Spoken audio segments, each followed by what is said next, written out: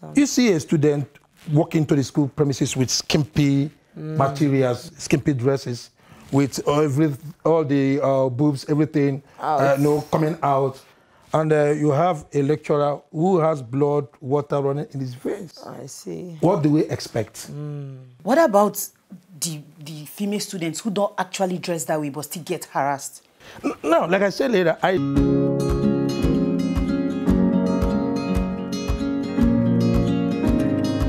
If you're just joining us, it's Lifeline with Mima, and today we're treating the topic of sexual harassment. I have two people with me now that are willing to also share their unique cases with us. Welcome, Ms. Joy. Thank you. Thank you for coming. Thank you. Okay, I have Professor Ben here. Thank you, sir. Thank you for honoring us with your presence. Thank you very much. Thank you for coming. Okay, let's start with you, Joy. What was your experience like? What happened in your university? Okay, while in school, I happened to be assistant course rep. And being in the spotlight, I couldn't avoid some wandering eyes of professors. I'm sorry, sir. And it wasn't easy. It wasn't easy, but I had lots of issues, especially with one particular professor. I kept taking his course over and over, even down to my 4th year. Wow. Yes, until they changed him before I was able to graduate. Yes, before I was able to do that. Like, I was scared of having an extra year. Like, it took me everything. I had to pray, fast, consult my parent, and because of the fear of the stigma of reporting a professor, I couldn't even dare. Thank God I was able to graduate with my mate. It wasn't easy. It wasn't. But a lot of people were not fortunate. They had to. A lot that I know, not ahead of a lot of students. They're not as fortunate as I was. So. It's so sad. Sir, from a lecturer's perspective, what do you think about this matter? Yeah, actually, in the society at large, you know, the society only want to know about the victim. They don't care to investigate or to even ask what led to sexual harassment. Okay. Not only in the school, in the public places, private places, all over the place. Yeah. So one thing would have led to the other. Now, we lecturers, for an example, naturally, we are all humans, first and foremost. I don't want to be personal. We have a standard. We have policies, we have principles, laid out rules, regulations, and guidelines in the school, guiding not only the students, also for the lecturers. So we lecturers are very professional in our job. We ensure that student-lecturer relationship is very cordial. Now, if we're really talking about sexual harassment in this context now, I want to break it down. One, into the cause, what is sexual harassment, and perhaps maybe what is the, I will put it, what is the deterrent to sexual harassment. Let me start from causes. Okay. Causes could be breaking down into two. Okay. Either social reasons or economic reasons. In the school, social. How does the female students, for an example, how do they dress to school? Very important. You see a student walking to the school premises with skimpy materials, skimpy dresses, with all the boobs, everything, coming out. And you have a lecturer who has blood, water running in his face. I see. What do we expect? Sexual harassment starts with the female student who dress skimpily to school. They get the attention. To get the attention. And most of these females, I will refer to what I refer to as STD. Sexually, I'll say, transmitted or translated degree. They want a degree, and they go about it sexually. Wow. They want to seduce a lecturer. They buy lecturers all kinds of drinks, all kinds of emoluments, give them whatever they want. Some even offer their body Just to You graduate. book a hotel for a lecturer, you pay all expenses, you invite a lecturer because you don't attend the classes, you don't do the assignment, you don't do anything. You have this relationship with your lecturer, you want to entice him. Yeah, to make it easy. Then at the end of the day, these females will start screaming rape, harassment. That is sexual harassment from the female students. Not only that, economic-wise, they don't have money. Okay. Most students, we all know the economic situation of maybe the countries. And they don't have enough money to keep them going in the school. Yeah. Not only against the lecturers, even among their fellow students. They start doing what we call runs. Wow. Yes, it starts with them. Economically, they start hobnobbing from one person to another, and at times they get the lecturers involved. So it starts with the female students. Okay. That is why. I'm not saying that the male lecturers are completely exonerated. I'm not saying that. Because like I said earlier, we have rules, regulations, policies, guidelines. I must follow. Against such activities or occurrences in the school. Okay. Now, not only that, these female students, most of them, peer pressure. That's another thing. Yeah, peer pressure. They do it just because other people are doing it. Yeah. You see a female student who say, oh, that lecturer gave me so grade on this particular subject, you know, so you always fail it. Why don't you go and meet him? That pressure from this female student to the other student, he said, if I go, will he agree? He said, no, I will take you to him. I will introduce you to him. And before you know, that will also lead to what they call, in quotes, sexual harassment or rape. Now, if we're talking about sexual harassment, that word harassment, what does it mean?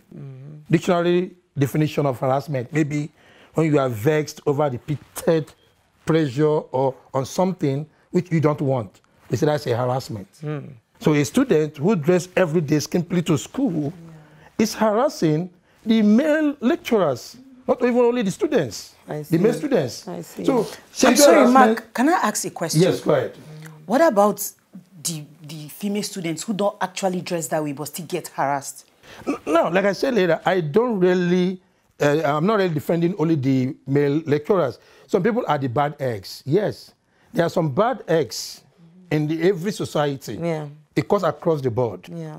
Now, if you look at the previous preliminary session of the Senate, the 8th session, I went back, there is a bill, this sexual harassment bill, that's been read on the floor of the Senate. Already, yeah. Already, that's kind of like they're trying to bring in like 5 years jail term for offenders, either the lecturer or educators, anybody.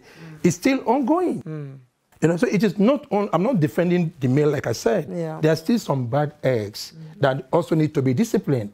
So we can feed them out. But the bottom line, where it starts from, is from the female counterpart, as the students. They originate, they initiate, they start, they kick off this sexual harassment.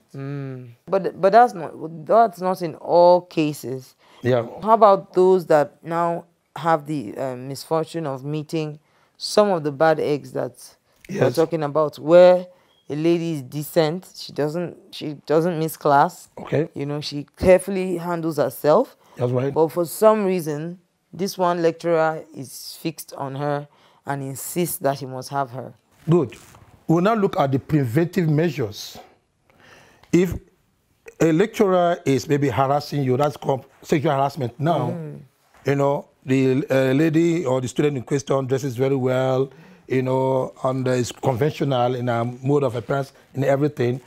So, what such students will do to prevent such an occurrence is, if the lecturer is inviting you, do not go to his office alone. Okay. Make sure you go with someone, male or female, for whatever. Yeah. If he wants to have a private chat or talk with you, the person you went there with can wait by the door side. So that for the film, you know that somebody is there. Then nothing of such will really happen. Now, for the female also, if you are very sure and you want to really nail this lecturer who is really harassing you, there are many things you can do to garner evidence. You don't just come out and say, this lecturer is harassing me. It's your word against the lecturer's word. That's true. So you need overwhelming evidence. You may have your phone, you have a recorder, you can record certain things. You know, these days there is this button you can put on your cloth that can video that has your like environment. A camera. It has a camera. Okay. Yes, I mean, I will encourage that. Okay. For you to be able to prove your case beyond reasonable doubt that this man is actually harassing me. And if proven, go straight to the Senate. And report. And make your report official. Okay. And it cannot be used as a blackmail. Because yes, I must talk about it. Most of these students set up a lecturer. When you start talking dirty with a lecturer, what do you expect? And it may be a setup. Then you come with your recorder or your camera and you start recording it. Whereas it's a setup. And you're discussing dirty with a lecturer. At times we want to socialize. Of course, student-lecturer relationship, you want to socialize. And in that process, this student is already setting you up, either with a recorder or with a hidden camera or whatever. You know, so in general, I am still blaming the female student. I see. Thank you, sir. So, do you have anything to add before we go? I don't support his theory. Okay. I really don't, because I studied in a place where ladies are not just allowed to dress the way they want to, but because of the cultural practices there. So most of all these ladies are well-behaved ladies, but they still faced all this from men who you see them outside. You say, oh, they are responsible. Oh, this is a family man. Oh, this is a great father. But these men oppress these ladies. Sorry, let me cut you off in that. What do you think? In the school, in most institutions these days, it is written all over, posters all over, about students, rules and regulations, how they are supposed to dress. True. They post it in most places. As you walk into the school compound, they will tell you, no skin-put dress, no this, no that. You know, they will say, no wearing of trousers. No, but she's saying that they don't she's dress that about way.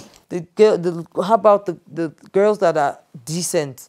Yes. They don't dress funny. They don't act funny. They don't seduce the lecturer at all. That's right. But still, this person still wants them and is ready to torment them. That is on the outlook.